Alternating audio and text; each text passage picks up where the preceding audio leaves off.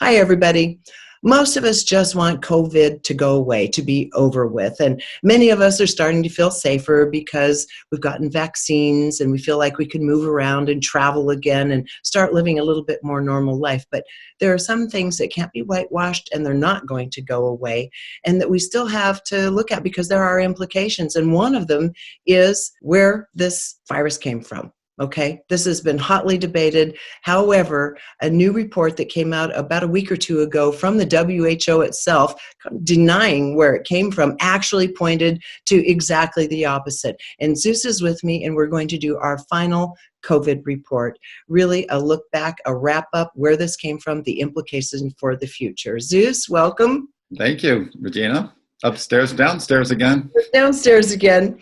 So I think for a lot of people, because everyone is just so fatigued and just feeling a little bit hopeful for those who've had vaccines that life is going to feel safer now and they can move on. Right. Why does it matter at this point where this virus came from? Because a lot of people will say, who cares where it came from? I just want to get over it. Why does it still matter? Well, especially if it's an artificial virus, it matters because it has a lot to do with how technology is used and how it's going to interface with us in the future and how we are going to become aware of it and hold people accountable who misuse technology.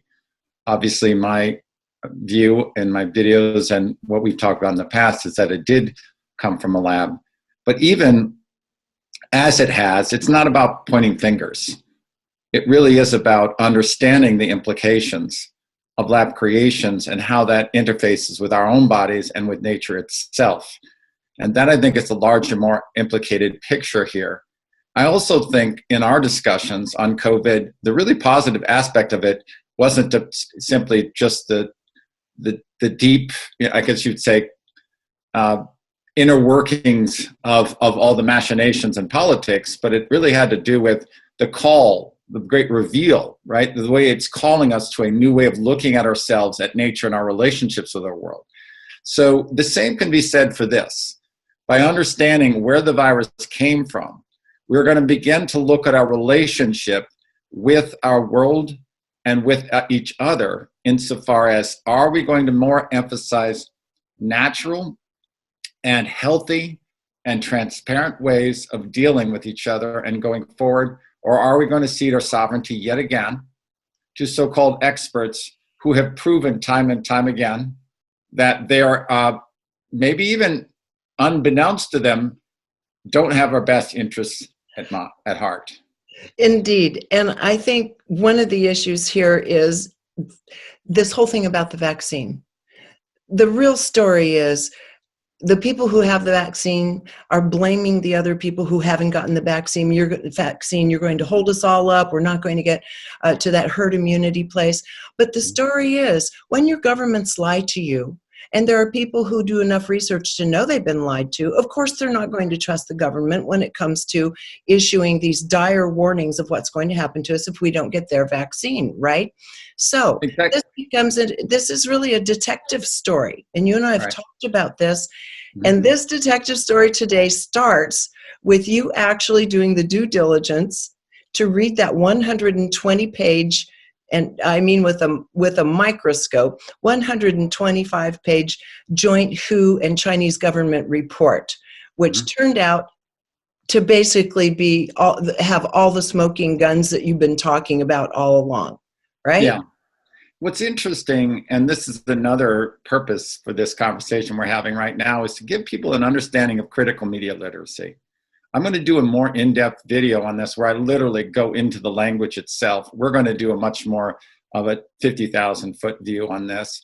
But the fact is, what's being interesting now, especially, we were just talking about this this morning, Regina, that technology, especially cell phone technology and the internet, have allowed for a huge way to surround these problems that have been typically segmented or behind closed doors.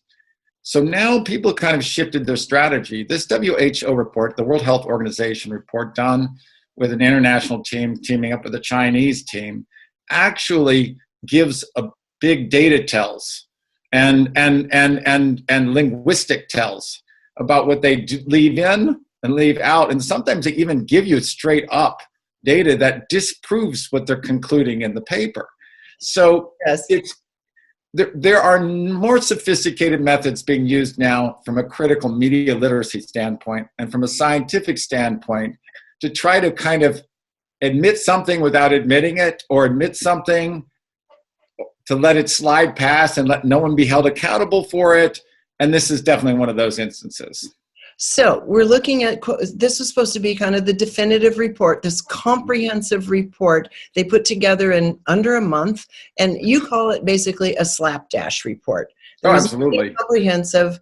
There was nothing that was clear about this report, but it was clear enough in what it was trying to obscure to only validate the things that you and I have both been saying all along. And this isn't just to validate that. This is to really get to know the players, what they contributed to this, because there's a really interesting cast of characters here.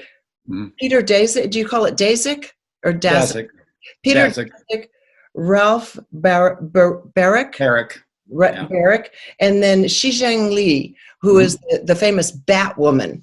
Okay, right. So why don't you just launch in, tell us who these players were, where they met, where they started contributing to what happened, and where it ended up jumping from the U.S. to China. Just launch into that as kind of succinctly as you can. Yeah, well, we'll back it up a little bit. Right around 2014, something called gain-of-function research was banned.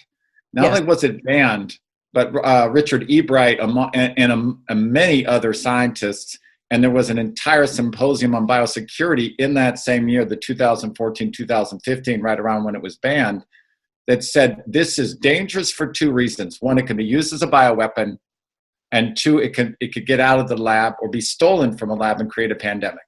Right. And frankly, the latest from even the government sources, we're talking the Biden administration 5 days before the Biden administration came from, their State Department / Defense Department said that they knew that they were working on these dangerous gain-of-function research in these Chinese labs since 2017, and they have not discounted, and it has not been retracted, that this could have been a lab-created virus. So this is in the mainstream of the mainstream. Well, there's the Washington Post, and they still admit that this is not only very much possible, but I will say it's almost definite.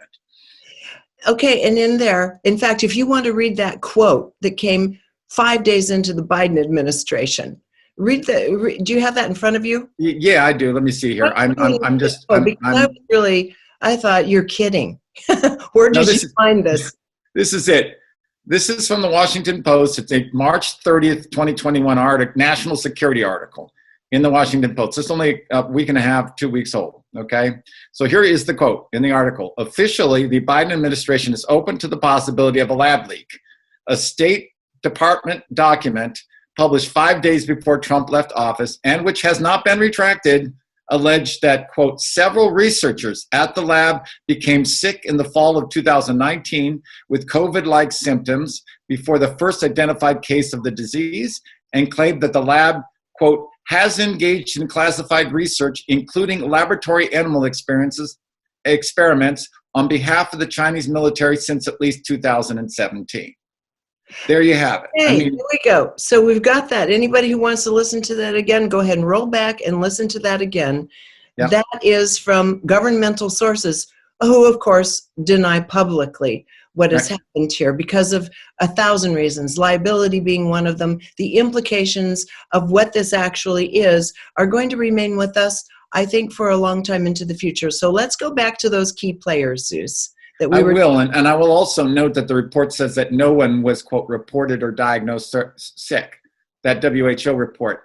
But if you look close at the language, they could have easily fired those original workers or silenced them or decommissioned them, and now they're no longer workers. Yes. So now let's move that story forward. Let's look at the cast of 3 players. Okay, we will. We'll start with it. There really are only 3 names. Then the site itself and what happened, because this is the real key. Well, in that 2014-2015 period, under the Obama administration, with growing scientific consensus, gain-of-function research was banned. Gain-of-function research sole purpose is to create more highly transmissible, more highly damaging viruses that reproduce within the human body much more. And it is built to infect humans purposely. Now, this research gathers things from animals and literally can splice them together into the same sort of super virus, and it is meant to make a super virus so that it can infect humans. Ostensibly, it is so that they can study them. But these scientists said it also has bioweaponry potentials, and we'll find out in a little bit that this was backed by the military in China as well. Right. So, yes, obviously, if you could have a bioweapon or some kind of virus like this and the antidote or a certain kind of vaccine, then you could infect another population and supposedly keep your own safer. Now, vaccines have their own issues, and we've talked about that. So just like nuclear war, bioweaponry can have problems across the board. But the scientific arrogance and the overweening notion of technology as something to control a disease, control a populace, engineer a future, this kind of weird, Brave New World, 1984 type of mentality creates a hubris, an ambition, and an arrogance going forward. And these three people each had that arrogance. The first one is Peter Daszak. Peter Daszak's a British zoologist who is the president of Eco Health Alliance, and he was the channel. He was the bag man. He was the channel from the National Institutes of Health. There was more than 7 million total grants that went into this gain-of-function research in 2 batches, okay? Now, this was directed towards Xi Zhengli, which was the Batwoman. She was the Chinese researcher that was experimenting with bat coronaviruses, one of which is the closest by far to the COVID-19 virus, the SARS-CoV-2 virus, 96.2%. And that was a bat coronavirus. It's called RATG13 or something like that. Okay, now there was a third guy, Ralph Baric, who's a world-renowned several decades, no, I'd say world-renowned, maybe infamous would be a better word, gain-of-function researcher, had been doing all kinds of experiments over a long period of time with Xi Zhengli in the University of North Carolina, Chapel Hill. They did such things as splicing things into an inactivated HIV virus, and they were successfully developing viruses, and have been for quite some time, that were more effective to human beings. So with these three people, you had the bagman channeling the money from the US, you had the tech guy, Ralph Baric, who was teaming up with Xi Zhengli and with the money, and then it was being done in a lab in China. The Wuhan Institute of Technology, and there was also the Wuhan Center for Disease. It's basically the Wuhan CDC, Center for Disease and Prevention, or Illness and Disease Prevention, something like that. And what's interesting about it is the first really big identified outbreak in Wuhan was literally across the street from where they were experimenting with this. Literally across the street. And if you go on Google Maps now, that building is silent. It's not labeled. I was able to dig up the old maps. It's been whitewashed. And the third thing was that we found out is that the lab was moved right around the time, December 2nd, right around the time of the outbreak of that thing. So this part's really critical because, as you said, you were able to pull up the old maps before they unlabeled those buildings in question. Mm-hmm. You were able to look at the neighborhood, so to speak, right, of the proximity of the old lab to the new lab to the famous, quote, meat market. Right. And then this is another area that people have forgotten about, although it came up in the very beginning, which was there was some Olympic Games going on. Mm-hmm. Military games. World military games in the same neighborhood. That's the first group of people, of Westerners that we know who became ill. So let's talk about this, the mm-hmm. proximity, the fact that these three players this was already created. They had done the R&D on it in the US. They exported it to China for manufacture to a mm-hmm. lab who already, tell us about that lab's history, because they already had security issues at that lab before the move. Well, there were two things to note. One, a Beijing lab, not this same one in Beijing, a different city, had already literally had caused two mini epidemics of SARS. Both walked right out with graduate students. Now, SARS wasn't engineered by gain of function to be as infectious. Right. It ended up only affecting a handful of people, but I think the amount of people infected with this SARS was around 10 or 20, certainly more than just one other person or two other person once these, and two separate incidents got outside of this lab. And the U.S. Defense Department, State Department have been complaining on how lax and undertrained these technicians were. Now, in 2018, the same thing happened. There was the U.S. Embassy of Beijing went to the lab in Wuhan, the Wuhan Institute of Virology, and sent a memo, explicitly stating that this is a biosecurity 3 or 4 lab, and it had the training and the safeguards of something that was like a bio 1 lab. It was horrible. It was identified as horrible, undertrained workers, lax security. And this is not just China, by the way. UNC Chapel Hill, where Ralph Barrick was doing his work, got busted too. And so did Fort Detrick. Yes, we did it too. It is, the problem is there's no accountability. Once people get busted, in Fort Detrick, they just left the door open for ventilation. They just stick a brick in there. Literally anyone could come into the lab, swipe whatever they wanted, and a high so-called security bioweapons. It just becomes insane. But what we know for sure is that in the report it said, we're safe, we're well managed, and there was an explicit record that they were not safe and not well managed. And not only that, in that report, going back to the thing about the Wuhan market, the wet market, the Huanan market, right next to where this research is happening, they didn't find a single sample within the meat itself. Now, within surfaces and so forth, yes, of this. 2, they did 80,000 tests over 31 provinces and didn't find SARS-CoV-2, COVID-19 virus in a single animal, even though they're saying that it went from an animal to a human. And here's even the kicker. The CDC just put out, I think it's also March 30th, but in the next couple of weeks, I'm going to go ahead and put this in a paper that I'm publishing on my site, that there is not a single documented case of animal to human transmission of the SARS-CoV-2 virus, the one that causes COVID-19. But here's the ironic thing. There are some cases in which humans have transmitted to animals, including minks and so forth. So they put some caution onto it. But the fact is, this was a virus tailored toward human infectivity, human incubation, human transmissibility, human infectivity. It was deliberately geared toward that. All their number one hypothesis was that this was started from an animal, went to another animal, incubated, that's called a reservoir. It's called zoonotic spillover, it just means going from species to species, and then infected a human. But literally, they haven't found a single case of that. And yet, right in our face, which they call extremely unlikely, is the lab incident, what they call the lab incident. They don't provide any evidence for it. They give us a bunch of false information that these labs were well managed, that they were secure, that everyone's trained. We know that's not the case, okay? And we also know that the data they provided us themselves turns out to affirm that that is the most likely, rather than being extremely unlikely. That, even just in the report itself, the fact that it was moved on December 2nd, the fact that it was right next door to the first identified outbreak, I mean, these things cannot just happen.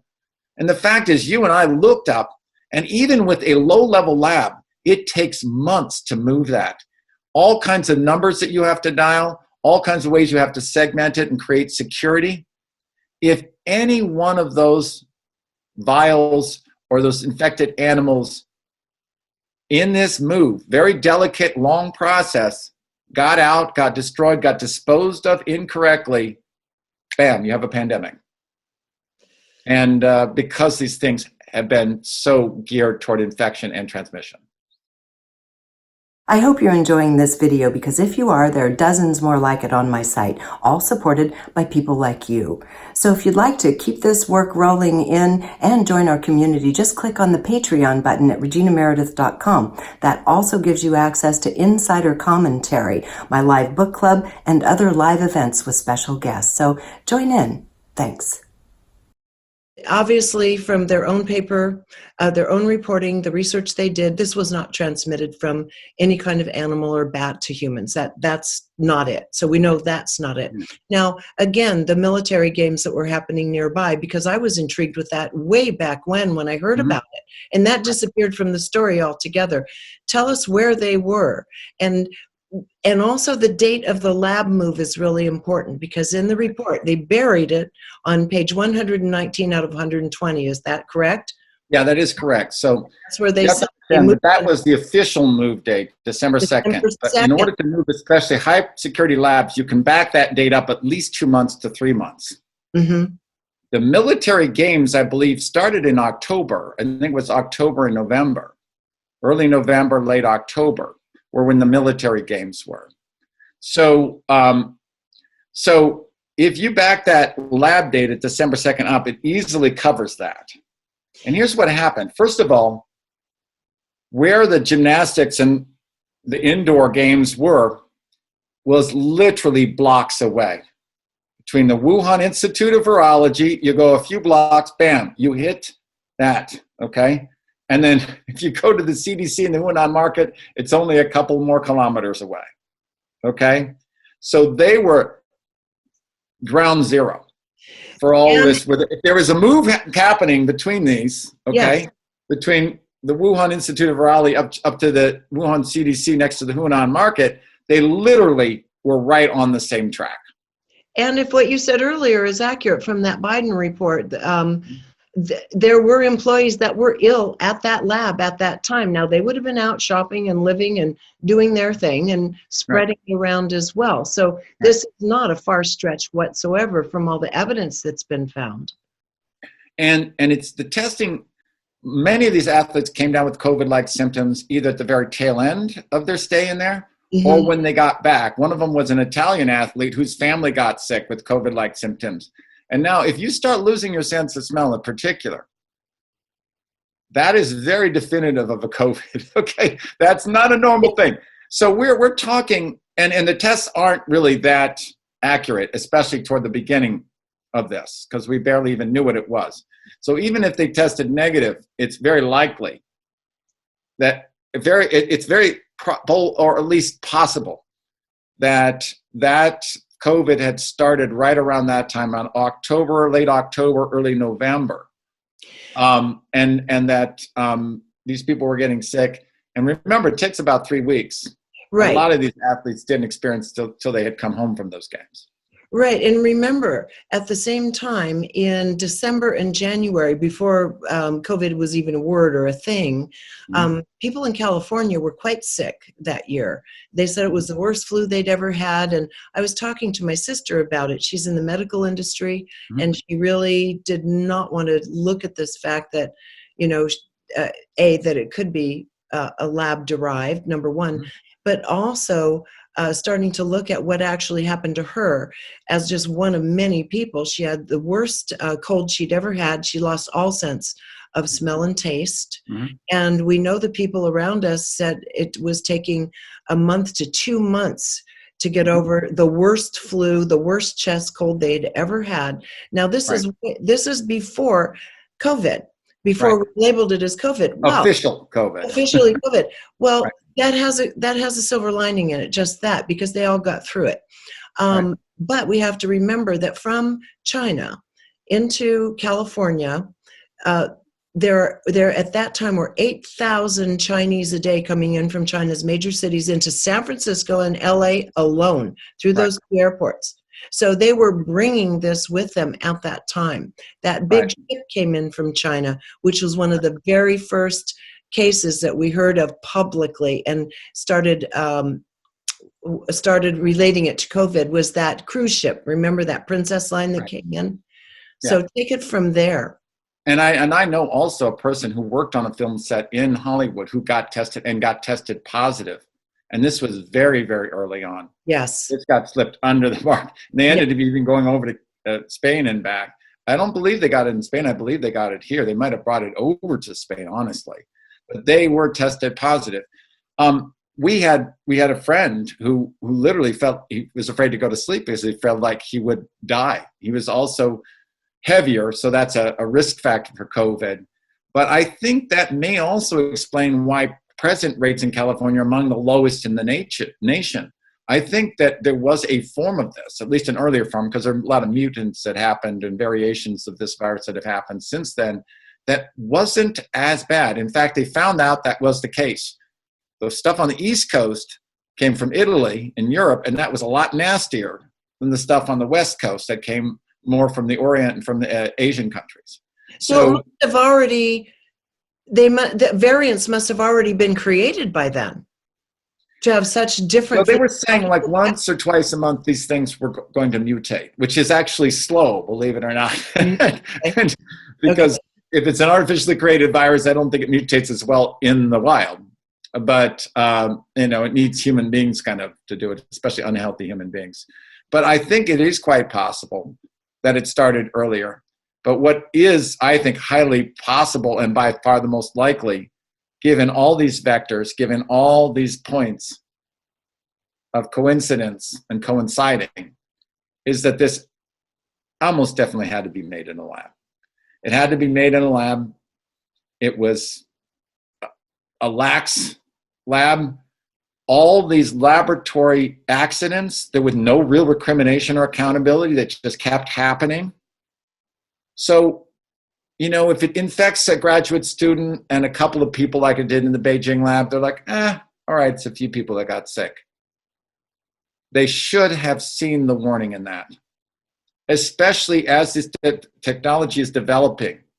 We can talk about exactly what this bug was composed of. We might want to do that next. Well, let's just do that. We'll kind of get to that briefly, and then kind of wrap where we are with it now, and how we need to handle it from this point forward in our bodies. Because I found when we started talking, I couldn't believe my own ignorance. Mm-hmm. You had been talking, and others had been talking about the backbone bat virus and the pangolin. Mm-hmm. And I had a misunderstanding what pangolin was. Let's talk about what this is made out of, because it's truly fascinating. Right, and to finish up that other point as we jump into this, as a technology develops to create easier and easier, now it takes less than a month for Swiss scientists to completely synthesize basically an artificial SARS-CoV-2 virus. The technology, the computer, it's almost like a 3D printer, except on the microscopic level. These guys can custom design almost any genome at this point. And you combine that kind of increase in technology with the increase in virulence and deadliness, you are going to get something with no safeguards and no accountability that will get out eventually and cause a pandemic. All of this research around the world should be shut down and banned forever. I mean, this is the real warning in all of this. There is no good that comes from this kind of research whatsoever. Now, there's a new non-natural risk, and here's what they did. And again, first of all, let me tell your audience that, and this Yuri Dagan said, he's got a great article on Medium, Deigin. It's a long read. I'll break it down for you in my thing. But basically, here's how they designed this virus. And they can design it without leaving a trace, okay? And one of the big arguments made was 96.2% sounds like it's a lot similar, but it would take decades for the mutations to happen to get that. It would take decades in the wild. But guess what? In a lab, they can change 2.1%. That's more than half of the difference of this bat virus between this and the COVID. They can do that in something like 22 passages out of 600. Now, passages are these things that they call serial passages, is when they literally create an accelerated aging and development into the next bacteria or virus, whatever it happens to be. They can do it by passing through membranes. There are all kinds of ways to speed it up in the lab. So what are you talking about? Sped up? What kind of time are we looking at? Well, I mean, like I said, they can synthesize the entire virus within less than a month, but as little as 600 passages could probably account for that. 600, 1,200 passages, and that wouldn't take very long. Months, maybe months. Okay. Certainly not years. Yeah, certainly not years, and certainly not decades. And certainly not decades. It would in the wild, because it's not the intention nor the technology in the wild. And what they did here was very simple. Xi Jinping was doing work on exotic bat coronaviruses, SARS bat coronaviruses. They were doing anal swabs and stuff. It's kind of disgusting. But anyway, they were collecting these samples, and they had them in that lab, and it has been verified that they worked within those labs. Okay? What they did was they used this as a backbone. So that 96.2% was the backbone or the vast majority of that virus. But it had a problem. It didn't attach to humans as much as they wanted it to. Okay? Oh, but what a big surprise.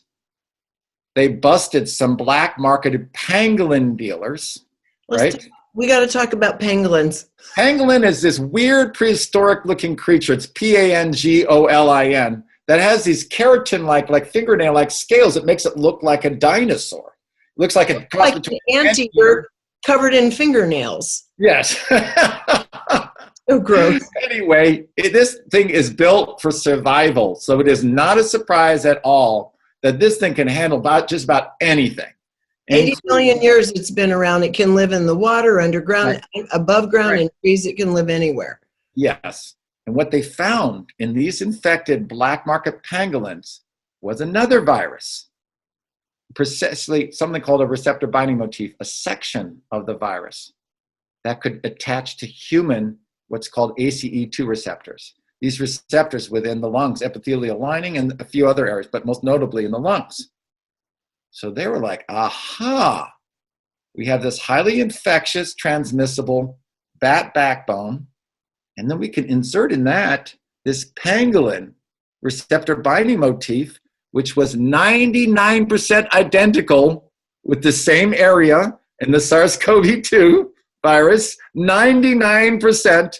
And in fact, if you looked at the bat virus, it was not at all identical. In that little area, it didn't attach very well.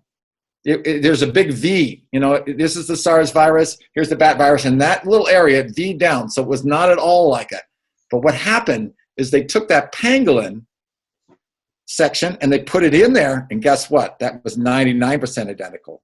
So now you have a virus, an artificially created virus, that is almost exactly identical to the SARS-CoV-2 virus. They have a record of it. And here's the extra. Here's the coup de grace, the cherry on the top. This is where Barrick's work comes in now, right? This is where Barrick's work comes in. Remember, he worked with inactivated HIV viruses in order to create hypertransmissible diseases. This, I think, is only 4 amino acid sequence, right? Was inserted and or mutated, because you can't tell. They can do this without leaving a trace. And here's what it did. It increased the attachment of that pangolin section up to 1,000 times, according to that South China Post article. And it also allowed for furin cleavage, which means it allowed for easier slicing through the membrane of the cell, getting in the cell, and then reproducing. Replicating. So we literally had a Frankenstein virus deliberately tailored to use the bat coronavirus backbone for hypertransmissibility, to use the pangolin insertion, right? They took out the bat part that wasn't working. They put in the pangolin one that allowed it to attach much more to human cells. And then within that, they put in another sequence that would allow it to attach up to 1,000 times as easily and then slice into cells with much greater efficacy. And that was an HIV-like mutation or insertion. So there is no credible way that any credible science would say that these things came together just randomly or through evolution by the WHO's own report. They themselves said it would have taken decades of evolution in the wild for this to happen. And I said, of course, you are absolutely right. That points exactly to a lab origin. Because in lab, it doesn't take decades. It literally could take months to make those things. The evolutionary biologist, Weinstein, I believe? Yep. Mm-hmm. Yes. Tell us what he had to say about it. So we can just kind of, we've come to an understanding on this. The best that all the research can produce is exactly what you're saying. So we're going to kind of put this behind us and to rest and just look at what this means into the future. So what did Weinstein say? Weinstein said he was 90+% sure that this is a laboratory originated virus. He's a mainstream evolutionary biologist, and his argument, and what I'm following up on, is that the way it acts is not like a natural virus. So we're talking in the WHO report about all the evidence pre-coronavirus that points directly to a lab origination. He, in a post-environment, in terms of how the virus acts in the world evolutionarily, I'm sure he has a lot to say about the speed in which this thing mutated also, but he looked at that and said, listen, it doesn't act like a natural virus. Here's the most important thing I saw in that Yuri Dagan report. He says, one of the tells of a manufactured virus, an artificial virus, is that it's temperature sensitive. Guess what? The SARS-CoV-2 virus is temperature sensitive. The reason why natural viruses aren't as temperature sensitive, because they've had to, as part of their evolution, that's why it takes longer, develop greater tolerances and greater time it takes to develop greater tolerances to temperatures. What happens when you're in a lab, you're in these ideal situations, your manufactured bug is kind of adapted to that. It's adapted to dry, it's adapted to room temperature, it's adapted to unhealthy sedentary animals, growing in unhealthy sedentary animals. It's adapted to indoor ventilation and indoor air. And the list goes on and on. You look at the unhealthy, non-exercising animals that they have, and what happens, and I've done research on this on Citizen Zeus, so you guys can look this up. There's a comprehensive one called Finally Comprehensive Look at This.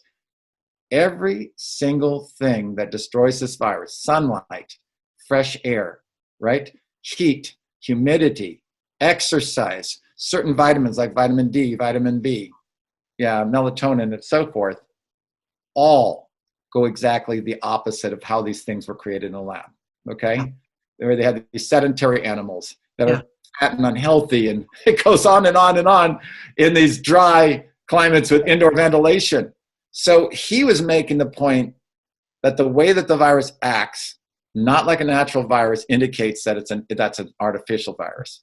And you look at the laboratory preparations and what that that virus, the SARS-CoV-2, would have been adapted to, and you begin to say there's more proof post, right? There's all the proof from the WHO report and all these lab accidents in the then the way that it was constructed, and it could not have happened in the wild in that quick of a time, and then post how it actually operates in the wild. All of those, every single one of those points to a laboratory incident, every single one. So here we are. A good part of certainly the United States and some other countries have gone through the vaccination process. That's a whole other story, and people are going to have to study. You have a fair amount of information on it yourself in terms of the best way for a body to contend with it. You and I have chosen to contend with it by continuing to take the nutrients that are not friendly to it. Go ahead and share your point of view. Yeah, I mean, if you look at this is why this is so important. This is how the lab origin links up. So if the lab origin is there, and we begin to know both to get accountability and to change dangerous gain of function research, right? And then post, recognizing that if there is a lab-created or artificial virus, there are natural ways and natural antagonists to that happening in our body, right? Then we're covered on both ends, okay? What we're learning is how to effectively combat an artificially created virus. And what we're learning kind of, as a result of that, is how we can lead better health in general, in ways that actually help with natural viruses, in ways that help us tailor our lifestyles to ways that actually recognize our body instead of covering up symptoms and covering up imbalances. So all of the things that we talked about early on in the COVID reporting that we've done, all of the nutrients we've talked about, a few of which you've mentioned, you have them on your site, other people have them on theirs. If we, as a matter of practice, continue keeping our body strengthened with nutrients and sunlight and exercise, and just kind of the standard stuff for good health, we should, unless there's a genetic issue with us of some kind, fare fairly well, whether it's COVID, whether it is some variation of COVID, a variant down the road, or natural viruses coming along. And that's really where we've chosen to go with it. But for those who have chosen to do the vaccines, any final thoughts on that before we wrap it up? Well, again, what we do know is this virus is also teaching us the importance of innate immunity and how it has a conversation with acquired immunity. Here's what normally happens. Children, that's why they're not affected by this virus basically almost at all. They're literally fewer than basically in the flu. It's 1/100th of 1%. It's just, and the exact opposite with elderly people. Almost 40% of the deaths were in long-care term home with people that were basically 80 and above. Innate immunity is the thing that allows our body to be educated on a general level, to feel viruses, usually natural viruses, but also artificial viruses like this one. And that thing needs to be developed. That's why we no longer suggest antibacterial soap. Those kids need to be exposed to soil. They need to be exposed to their biome. They need to have a good gut biome with good probiotics, and they need to be able to actually work through non-deadly diseases and have fitness in interaction with them. This is not deadly to young people. In fact, Seth Lederman, a mainstream virologist / molecular biologist, said, in the future, we're going to actually have an attenuated, means weakened, or live form of this COVID-19 virus to give to kids, because that form of exposure allows them to have longer lasting immunity and not to transmit it. The problem with vaccines is there has been no study yet to affirm, and the CDC admits that these things prevent transmission. In fact, Seth Lederman and that Dutch scientist, I can't remember, is Vander Roek or something like that, says that what happens when you have acquired immunity, which is what these vaccines provide you. Now, think about this. If you're a kid, you're not a big threat.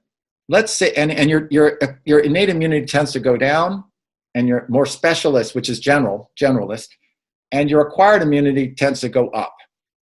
So if you are in poor health and you're very old, you may actually want to take these vaccines simply because it gives you a little bit of a hedge in that specialist department, okay? And you don't have much innate immunity to lose. It's already down. The problem is if you start introducing this with kids, especially since they're already handling it, that specialist acquired immunity with too many vaccines can begin to interrupt, confuse, and discoordinate that innate immune response and to disrupt its development, its full flourishing and development. I would highly caution anyone around vaccines for kids, especially for this COVID-19. At the same time, or especially some who have autoimmune diseases, allergy issues, and blood clotting issues, okay? Those people are already flagged, right? Okay, so and on the same on the other area, when it comes to, if you don't have a lot of these responses and you are older and you don't have a lot of innate, it does make more and more sense to use those vaccines to help with any particular special disease. So I've always called myself a middle vaxxer. We don't have an extreme view on this. I think both of us believe it's preferable to have as few vaccines as possible in order not to confuse that vaccine, but that especially if you're traveling to, as you did when you were a flight attendant, to an exotic environment that your body's not prepared, your natural biome doesn't prepare you for, right? these typhoids and hepatitis and so forth. And we did that with my son when we were going to the Philippines. We found a way to create a middle path. Dr. Sears' alternative and selective schedule: don't give him everything. If it's not deadly, let the body to work through it. Find the ones that have the bad, the mercuries and other things, and find the ones that don't have them and use those. So there are ways to intelligently address these things. But as a general thing, we need to increase our immune fitness and our connection with the world, and with knowing what vitamins and natural things that modern life has made deficient in us. And if we do those things, exercise is big, sleep is big, hydration is big, vitamin D is big. And if we begin to do these things won't affect us nearly as much, and those viruses won't escape. That's what vaccines unfortunately do, because they're acquired. They don't eat the whole cell. It's easier for that virus to mutate. It's easier for that virus to escape from that secondary acquired immune response versus the primary innate immune response. We prefer that innate immune response. It is better for transmissibility. It lowers transmissibility better. It's better because it educates your body in a much better way. But the other one is a backup. The other one can be a backup, especially if you are much older, and if you don't have that great of an innate immune system. Zeus, thank you so much for explaining that as our kind of final wrap on this, the final thoughts. I mean, the good thing is that COVID had a lot of effects on humanity, mentally, emotionally, spiritually. And one thing we've seen in California, for example, you can't buy certain kinds of bicycles at all anymore. They are not to be had everywhere. You can't get a camping spot. You can't even reserve. I've tried. There's nothing. It's April. At any of the decent campgrounds, you can't even reserve a space until next winter. So people did start finding alternatives to the other ways they were using their time. And a huge percentage of it, at least in California, was driving people to the outdoors. So this is a silver lining. And everything you said about taking care of the immune system and all the suggestions you've made in the past. And I highly recommend anybody that wants to kind of go through that again, just get a final grasp on what you can do to keep your own being strong. Go to Zeus's material on citizenzeus.com, because he's done a tremendous amount of research. And we kind of put our money where our mouth was and started living by the information that we dug up. So I really wanted to just have this final wrap to say it's a wrap. We know where it came from now. We're pretty sure we know where it came from now. We can't make anything with an absolute declarative statement. And we're going to go ahead and let it go and focus on other subjects after this one, Zeus. Any final comment before we sign off here? Well, yeah, I encourage people not to look at this with fear or even necessarily disgust.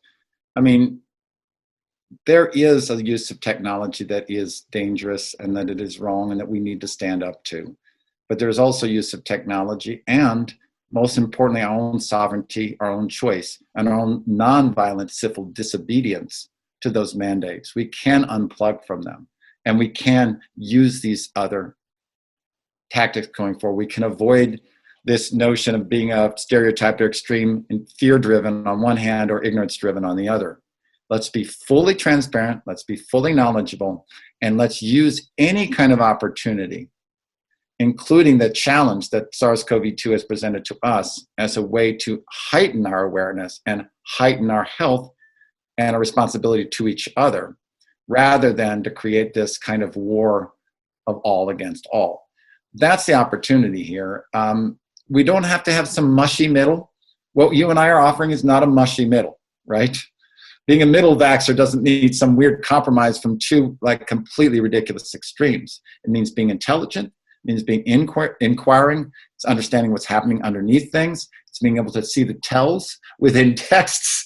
And we will continue to do these kinds of videos, you and I, to help people negotiate and navigate the world as it's emerging, because there will be a lot of noise. And there are sane ways to do it that don't have you falling into the establishment or conventional thinking, and don't have you falling into a purely reactionary one either. a more creative, proactive, collaborative way going forward is what both you and I are dedicated to. And I most certainly hope that these videos can help that happen. Well, I hope they have too. I think they have by looking at the comments and people reaching out to us. And Zeus, citizenzeus.com, that's where everybody can find your material. And I want to thank you again for just taking tremendous amounts of time, months of time to research this and other topics. And I'm trying to encourage you to go full on into it as an investigative reporter because you're up there with the best of them. So anyway, thank you so much for taking the time to do this again today. Thank you, Regina. Everybody, again, like I just said, please go to citizenzeus.com to check into all of the various investigative reporting he's done on COVID and also on other subjects and many more in the future. Until next time, thank you for joining us here on reginameredith.com.